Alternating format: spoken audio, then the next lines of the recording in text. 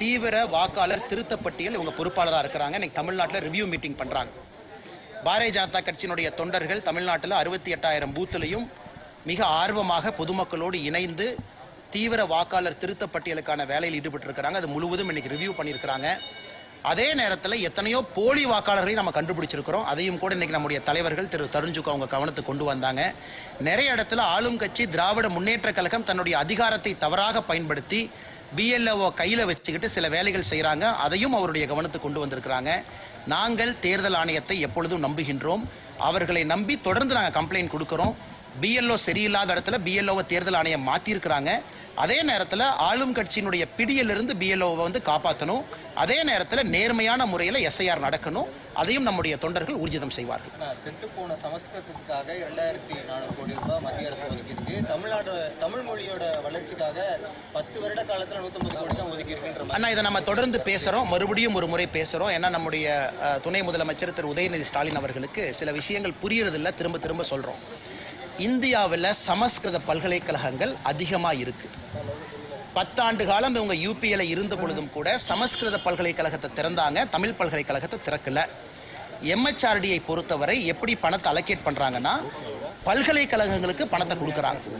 தமிழ் பல்கலைக்கழகத்தை தொடர்ந்து நாங்கள் திராவிட முன்னேற்ற கழகத்திட்ட சொல்றோம், எம்ஹெச்ஆர்டிட்ட பேசி புதிய தமிழ் பல்கலைக்கழகத்தை திறங்க, பீகாரில் திறங்க, கவுஹாட்டியில் திறங்க, டெல்லியில் திறங்க. பல்கலைக்கழகங்களே திறக்கப்படாம நம்முடைய துணை முதலமைச்சர் வாயால வட சொல்றாரு. அதிகமான சமஸ்கிருத பல்கலைக்கழகங்கள் முதல்ல இருந்து இருக்கு. நாம எதையும் திறக்கல. கடந்த 10 ஆண்டுகள்ல நம்ம புதுசா எத்தனை பல்கலைக்கழகத்தை திறந்திருக்கிறோம் நீங்க பாருங்க. காங்கிரஸ் ஆட்சி காலத்திலிருந்து இருக்கக்கூடிய சமஸ்கிருத பல்கலைக்கழகங்கள் தமிழை விட அதிகமா இருக்கு. அதனால் நிதி அதிகமா போகுது. இன்னைக்கு முதலமைச்சர் அவர்கள் ஏன் சொல்லக்கூடாது, இந்தியாவில் எல்லா மாநிலத்திலும் 10 தமிழ் பல்கலைக்கழகத்தை திறக்கிறோம்னு சொல்லட்டும். நாங்க எம்ஹெச்ஆர்டி எடுத்துட்டு போறோம், நாங்க பேசுறோம், தமிழ் யூனிவர்சிட்டி ஓபன் பண்ணலாம், ஃபண்டிங் அடுத்த வருஷம் கிடைக்கும். தமிழ் பல்கலைக்கழகத்தையும் திறக்க மாட்டாங்க, அதற்கான முயற்சி எடுக்க மாட்டாங்க. தமிழ்நாட்டுக்குள்ளேயும் தமிழ் பல்கலைக்கழகம் ஒண்ணு வச்சிருக்கோம், அதையும் 2-3 ஆக்க மாட்டாங்க. அப்படி இருக்கும் பொழுது எப்படி மத்திய அரசு நிதி கொடுக்கும்? முதலமைச்சர் அவர்களை நாங்க தடுத்தமா? தஞ்சாவூர்ல தமிழ் பல்கலைக்கழகம் இருக்கு, கோயம்புத்தூர்ல ஓபன் பண்ணுங்க, மதுரையில் ஓபன் பண்ணுங்க, நாகர்கோவில் ஓபன் பண்ணுங்க. நாங்க வேண்டாம் என்று சொன்னோமா? தமிழ் பல்கலைக்கழகங்களுக்கு பணம் வரும். பல்கலைக்கழகங்களே இல்லாம இருந்தா எப்படி பணம் வரும்? அதனால் அதை தாண்டி இன்னைக்கு உதயநிதி ஸ்டாலின் அவர்கள் இன்னொரு தவறையும் பண்றாங்க. அவருக்கு சமஸ்கிருதம் தெரியுமா? தெரியாது. அவருக்கு ஹிந்தி தெரியுமா? தெரியாது. அவருக்கு தமிழ் மட்டும் தெரியும். அப்படி இருக்கும் பொழுது இன்னொரு மொழியை செத்துப்போன மொழி என்று சொல்வதற்கு நமக்கு என்ன உரிமை இருக்கு? எல்லோருக்கும் அவங்க தாய்மொழி பெருசு தான். எனக்கு தமிழ் மொழி பெருசு, அதற்காக நான் இந்திய திட்டனா திட்டல. என் மொழி எனக்கு பெருசு, என் மொழி எனக்கு பெருசு, சமஸ்கிருத திட்டனா இல்லை. அதாவது அரசியல்வாதிகள் இன்னைக்கு எவ்வளவு தரம் தாழ்ந்துட்டாங்கன்னா, தெரியாத ஒரு மொழியை செத்துப்போன மொழி, மோசமான மொழி, நம்ம மொழியை பெருமையா பேசுவாங்க, நான் தவறு இல்லை. அதுவும் வந்து ஒரு சத்திய பிரமாணம் எடுத்து ஒரு பதவியில் இருக்கக்கூடிய துணை முதலமைச்சர் Sanskrit is a dead language சொல்றாங்கன்னா அது வன்மையாக கண்டிக்கத்தக்கது. எந்த மொழியும் செத்த மொழி கிடையாது. எல்லா மொழியும் 4 பேர் பேசுறாங்க, அவங்கவுங்களுக்கு அவங்க மொழி பெருசுதான். தமிழ்நாட்டில் சமஸ்கிருதம் பேசுறவங்க இருக்கிறாங்க. அதனால் எவ்வளவு வன்மையான ஒரு பார்வையோடு துணை முதலமைச்சர் இருக்கின்றார்கள் என்பதற்கு இது ஒன்றே சான்றுங்க. ஆனா இன்னைக்கு திராவிட முன்னேற்ற கழகம் தருண்சுக்கு அவர்கள் இன்னைக்கு பல மாநிலத்தில் தேர்தலை பார்க்கறாங்க. அவரே சொல்றாங்க, எல்லா மாநிலத்திலும் பாரதிய ஜனதா கட்சி பீகார்ல நம்ம என்ன செஞ்சிருக்கோம்னு சொல்லி ஓட்டு கேட்டோம். ஆனா தமிழ்நாட்டில் டிஎம்கே கட்சி 5 வருஷம் என்ன செஞ்சிருக்காங்கன்னு சொல்லட்டுமே.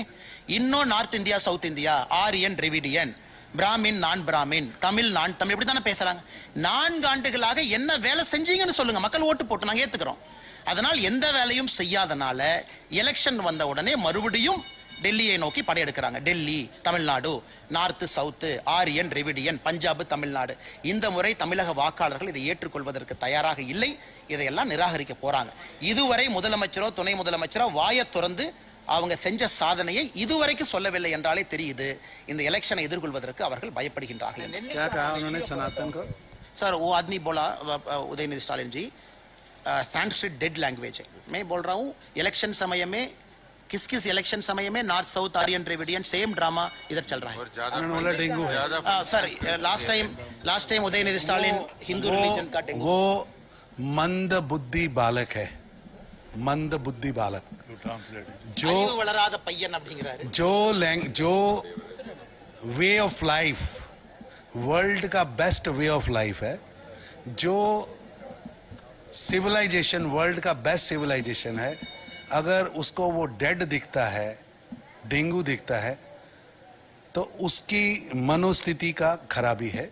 तो उनको चाहिए कि या तो इटली का जो चश्मा उन्होंने राहुल गांधी से लेकर डाला है वो बदले या अपना मेडिकल कराएं। தமிழ் மொழிபெயர்த்தரங்கன்னா உலகத்தினுடைய இன்னைக்கு ரொம்ப த்ரைவிங்கா ஆரோக்கியமா இருக்கக்கூடியது இந்து மதம். யாருக்கும் எதிரான மதம் இல்லை. அந்த மதத்தை பார்த்து டெங்கு கொசுன்னு சொல்றாருன்னா அவர் போட்டிருக்கிற கண்ணாடி போட்டிருக்காருன்னா அது ராகுல் காந்தி கொடுத்துருக்கக்கூடிய இட்டாலி கண்ணாடி. அந்த கண்ணாடி மாத்திட்டு இந்திய கண்ணாடி போட்டாவே எல்லாம் சரியா தெரியும். கண்ணாடி அவர் மாத்தணும் அப்படிங்கிறார். நெல்லுக்கான கொள்முதல் ஈரப்பத அளவை உயர்த்தல தெளிவா சொல்றாங்க. நம்முடைய தஞ்சை மாவட்ட பகுதி டெல்டா பகுதி விவசாயிகள் புரிந்து கொள்ள வேண்டும். எப்பொழுதுமே பாரதிய ஜனதா கட்சி மோடி ஐயா உங்க பக்கம் இருக்கிறாங்க. என்ன இவங்க பண்ணியிருக்கிற டிராமா என்ன? தமிழ்நாட்டில் நெல்லில் இருக்கக்கூடிய ஈரப்பதம் 17% வரைக்கும் மத்திய அரசு வாங்குறாங்க. இதற்கு முந்தைய ஆண்டுகளில் கனமழை பெய்த பொழுது 18.5 19% வரைக்கும் மத்திய அரசு தளர்வு கொடுத்து வாங்கினாங்க. ஒரு ஆண்டும் மத்திய அரசு தமிழக அரசுக்கு பணம் கொடுக்குறாங்க. நெல் கொள்முதல் நிலையங்களை கட்டுங்க, எந்த விவசாயினுடைய நெல்லும் நனையக்கூடாது, வாங்கி உள்ள வெய்யுங்க. இன்னைக்கு தமிழ்நாட்டினுடைய நெல் கொள்முதல் ஆணையை பார்த்தீங்கன்னா 48 மணி நேரத்திற்குள்ள நெல்லை வாங்கி கொள்முதல் நிலையத்துக்குள்ள கொண்டு வரணும். இன்னைக்கு சக்கரபாணி அவர்கள் உண்மையை சொல்ற துறையினுடைய அமைச்சர் 60 நாள் சில இடத்துல எடுத்திருக்கிறாங்க, 50 நாள் எடுத்திருக்கிறாங்க, 40 நாள் எடுத்திருக்கிறாங்க. நீங்க நெல்லை வாங்கி கொள்முதல் நிலையத்துக்குள்ள வர்றதுக்கு 60 நாள் ஆயிருக்கு, குறைந்தபட்சம் 1 வாரம் ஆயிருக்கு.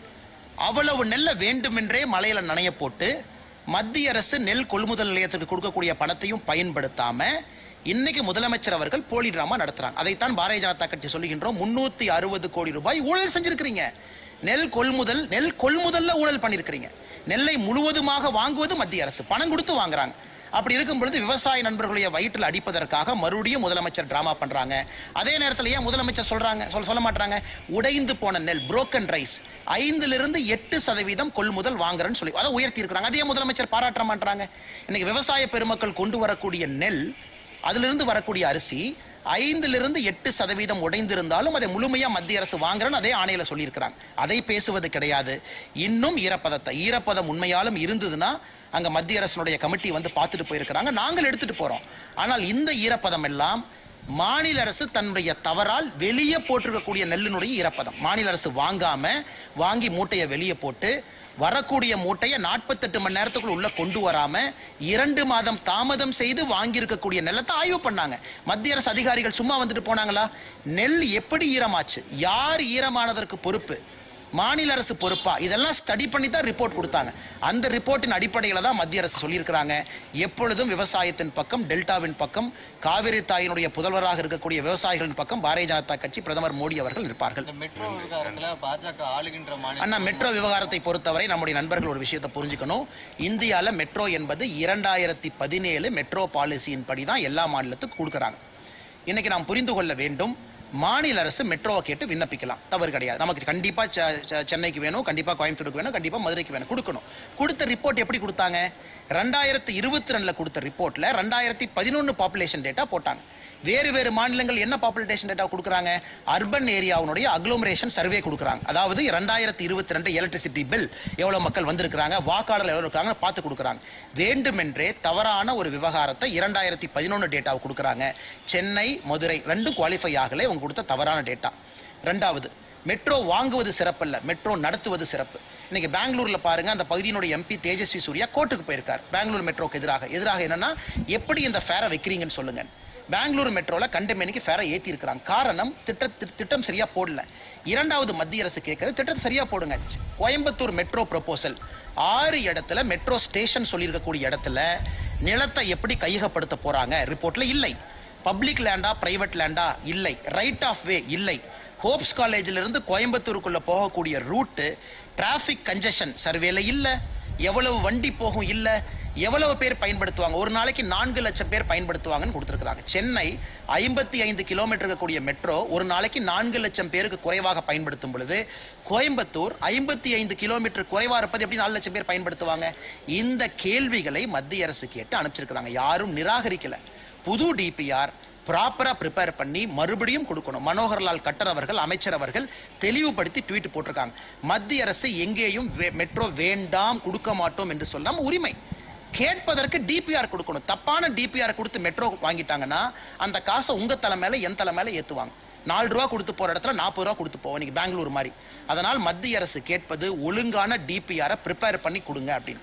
வேண்டுமென்றே அரசியல் செய்வதற்காக தவறான ரிப்போர்ட்டை கொடுத்து மத்திய அரசு கேள்விகளை கேட்ட பிறகு அதை மாத்தி பாரத பிரதமர் நரேந்திர மோடியின் மீது தவற போடுறாங்கல்ல, இது மிகப்பெரிய தவறு. அவர் எடுத்திருக்கக்கூடிய சத்திய பிரமாணத்துக்கு எதிரானது.